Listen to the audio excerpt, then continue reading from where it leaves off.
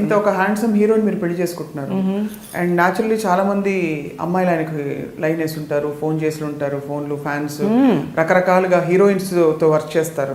And industry కొంచెం అంటే అప్పట్లో చెప్పేవాళ్ళు దట్ ఇండస్ట్రీలో ఆ ప్రాక్సిమిటీ వల్ల రిలేషన్షిప్స్ తొందరగా ఏర్పడిపోతాయని చెప్పేసి. అంతే కదా, హీరో హీరోయిన్స్ మధ్య కావచ్చు. అప్పుడే కాదు ఇప్పుడు ఎప్పుడన్నా అంతే అది. బట్ ఎప్పుడు మీరు ఇన్సెక్యూర్ ఫీల్ అవ్వలేదు ఒక స్త్రీగా?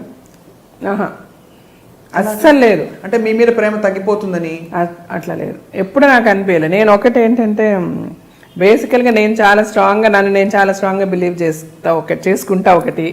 రెండోది బికాస్ నేను కరెక్ట్గా ఉంటే నన్ను వదిలి ఎవరు వెళ్ళలేరు. నా పిల్లలు అవనివ్వండి, నా హస్బెండ్ అవనివ్వండి, నా ఫ్రెండ్స్ అవనివ్వండి. నేను కరెక్ట్గా ఉన్నంత వరకు, నా సైడ్ నుంచి ఏ ఇన్కన్వీనియన్స్ లేనంత వరకు, నేను వాళ్ళని అర్థం చేసుకున్నంత వరకు, నేను వాళ్ళకి ఒక అవకాశం ఇవ్వనంత వరకు వాళ్ళు ఎలా వెళ్తారు? ఎక్కడన్నా ఏ రిలేషన్షిప్లోనన్నా ప్రాబ్లం వచ్చిందంటే ఏదో ఒక అవకాశం వాళ్ళకి కల్పించడం వల్లనే వస్తుంది. అది వైఫ్ అండ్ హస్బెండ్ అవనివ్వండి, పిల్లల మధ్య అవనివ్వండి, ఏమన్నా అవనివ్వండి. మనం అండర్స్టాండింగ్గా, మనం కాంప్రమైజింగ్గా వెళ్ళిపోతూ ఉంటే గొడవలే రావు. గొడవలు రానప్పుడు వాళ్ళు మనకి దూరం అయిపోతారన్న భయము ఉండదు. నేను ఎప్పుడు అదే బిలీవ్ చేస్తా, అదే ఫాలో చేస్తా. ఇంతవరకు నేను సక్సెస్ఫుల్గానే ఉన్నా.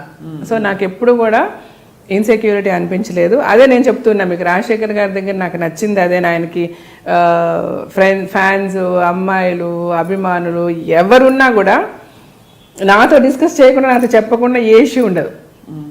ఒకవేళ ఒక అమ్మాయి ఫోన్ చేసి మీరు నా దగ్గరికి రండి అని అన్నా కూడా నాతో ఆయన చెప్తారు. ఇట్లా పలానా అమ్మాయి ఫోన్ చేసి ఇట్లా నాకు ఫోన్ చేసింది తెలుసా అన్నది కూడా.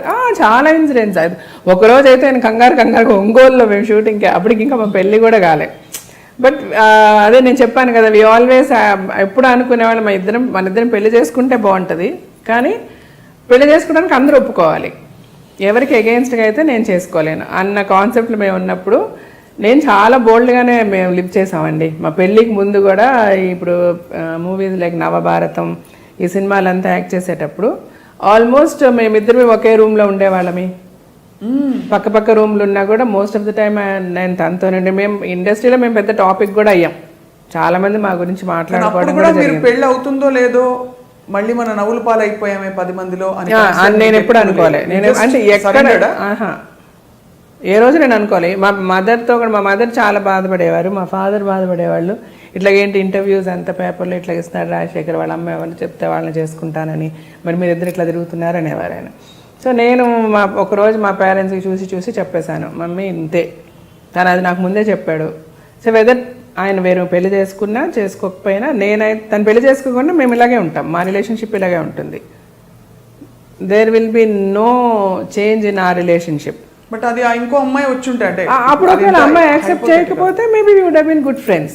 అది తన ఇష్టము, ఆయన ఏం చెప్పుకుంటారో ఎట్లా చేసుకుంటారో అది తన సోల్మేట్స్ అని మీకు ఫీల్ అయ్యారు. అంతే, నేను అలాగే ఫీల్ అయ్యాను, తను అలాగే ఫీల్ అయ్యారు. తను యాక్చువల్గా ఒక అట్ వన్ టైం చాలా ఒక ప్రపోజల్ అంతా ఓకే అయిపోయి, వాళ్ళ ఇంట్లో వాళ్ళకంతా ఓకే అయిపోయి, పెళ్లి రాజశేఖర్కి వేరే అమ్మాయితో అంతా ఫిక్స్ అయిపోయింది. ఫిల్మ్ ఇండస్ట్రీ లేకపోతే కాదు, ఫిల్మ్ ఇండస్ట్రీలోనే. నేను పేరు అయితే చెప్పదలుచుకోలేదు, నాట్ అన్ యాక్ట్రెస్. బట్ అంతా ఫిక్స్ అయిన తర్వాత కూడా వాళ్ళ బ్రదర్ ఇన్, అంటే Rajasekhar garu was not very happy, but వాళ్ళ బ్రదర్ ఇన్లో వాళ్ళంతా కూడా వచ్చి నాకు చెప్పారు. I said fine, I'm prepared for this. Film ఇండస్ట్రీలోనే, but not actress, not an actress. Sir అయితే నేను మెంటల్గా ఆల్రెడీ ప్రిపేర్డ్గా ఉన్నానండి. Of course it's going to, నాకు చాలా పెయిన్ఫుల్గా ఉంటుంది, బట్ ఈవెన్ దెన్ ఈ పెయిన్ నేను తీసుకోవడానికి రెడీగానే ఉన్నా. ఎందుకంటే నేను ఆల్రెడీ మెంటలీ ప్రిపేర్డ్, నాకు ఇది జరుగుతుంది అని చెప్పి. అండ్ నేను చెప్పాను, ఆయన రాజశేఖర్ గారు కూడా, తను కూడా ఒక లెవెల్కి కన్విన్స్ అయ్యి, ఆ పెళ్ళి అనేది ఆల్మోస్ట్ ఇంక పెళ్ళి వాళ్ళు వీళ్ళు మాట్లాడుకోవాలి అన్నీ అయిపోయాయి, 2 ఫ్యామిలీస్ కలవడం చేయడం అంతా. బట్ తర్వాత ఒక 1 డే ఆ అమ్మాయి నన్ను, అంటే తను నాతో చదివింది స్కూల్లో, నాకు 1 year సీనియర్ అమ్మాయి. ఎవరో చెప్పచ్చు కదా? చెప్పలేదు, చెప్పకూడదు, దట్స్ నాట్ నైస్. సో అయితే తను ఒకరోజు రాజశేఖర్ గారు ఫోన్ చేసి తను నేను కలవాలంటుంది. మా సినిమా స్టోరీలా ఉంటుంది మరి యాక్చువల్గా. So early morning 5 o'clock 6 o'clock ఏదో గుడికి వెళ్దాం అనుకున్నా. వాళ్ళిద్దరు వచ్చారు, నేను వెళ్ళాను. మేము గుడికి వెళ్ళాము. ఎప్పుడు లైక్ ఆయనకు ఒక కారు ఉంది, యాంబీ అనమాట, అప్పుడు తను యూజ్ చేసేది. సో తను ఫ్రంట్లో నేనే కూర్చునేదాన్ని ఎప్పుడు నార్మల్గా. ఆ రోజు మటుకు ఆ అమ్మాయి కూర్చుంది, నేను వెనక్కి కూర్చున్నాను. మేము వెళ్ళాము, గుడికి వెళ్ళాము, చూసాము, అన్నీ అయింది.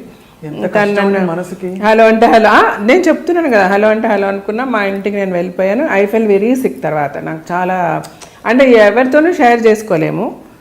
అట్ ద సేమ్ టైం ఇద్దరికీ పెయిన్ ఉంది. నేనైతే చాలా హై ఫీవర్ వచ్చేసింది. ఒక 1 full day నేను రాజశేఖర్ గారికి కూడా ఫోన్ చేయలేదు. తర్వాత మా మదర్, షీఈ్ వెరీ అండర్స్టాండింగ్. మా మమ్మీ అయితే సరే, ఆవిడైతే she's no more now, I miss her a lot. సరే అయితే తను షీ కాల్డ్ హిమ్ అనమాట. ఆయనకి ఫోన్ చేసి ఇట్లా జీవిత ఇస్ వెరీ సిక్ అని అంటే వెంటనే వచ్చి then is being a doctor medication అది ఇచ్చారు చేసి, then he stayed with me for a while and then he went away. సరే ఇది జరిగింది. తర్వాత మేము ఇద్దరం ఒక సినిమాలో కూడా యాక్ట్ చేసాం. ఇంకా పెళ్ళి మాటలన్నీ జరుగుతున్నాయి. ఆ అమ్మాయికి నాయనకి ఎప్పుడు పెళ్ళి ఏంటి అంతా.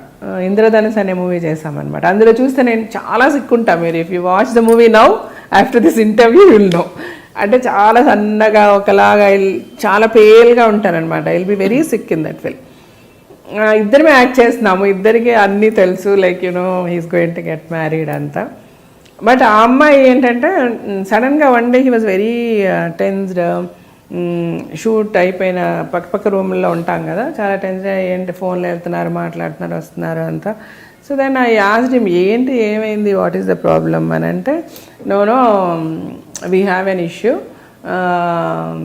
వాళ్ళ పేరెంట్స్, ఆ అమ్మాయికి నేను నీ గురించి చెప్పాను కదా, ఈ అమ్మాయి వాళ్ళ పేరెంట్స్కి చెప్పి, so then now she insist me that మన ఇద్దరు మీ పెళ్లి చేసుకోవాలంటే hereafter you should not, నువ్వు జీవిత గారితో మాట్లాడకూడదు, మీరు తనతో యాక్ట్ చేయకూడదు, ఇవన్నీ చెప్పారు మా పేరెంట్స్ చెప్తున్నారు.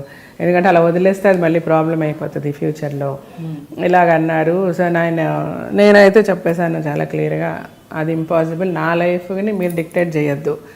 యాజ్ ఎ వైఫ్ మీకు ఏ ప్రాబ్లము రాకుండా నేను చూసుకుంటాను. అది నా సైడ్ నుంచి ఏదైనా తప్పు జరిగిన రోజు మీరు మాట్లాడండి. ఈరోజు మీరు వాళ్ళతో మాట్లాడద్దు, వీళ్ళతో మాట్లాడద్దు అని డిక్టేట్ చేయడం కరెక్ట్ కాదు. అండ్ నేను ముందే నీకు అమ్మాయి జీవితం తీసుకెళ్ళాను, మీకు పరిచయం చేశాను, మా రిలేషన్షిప్ చెప్పాను, అన్నీ నీకు చెప్పాను. అండ్ చదువుకున్న అమ్మాయి నువ్వు ఇట్లా చేయడం కరెక్ట్ కాదని నేను మాట్లాడుతున్నాను. నేను రైట్ ఆ రాంగ్ అని అడిగారు ఆయన. I said right or wrong చెప్పే పరిస్థితులు అయితే నేను లేను.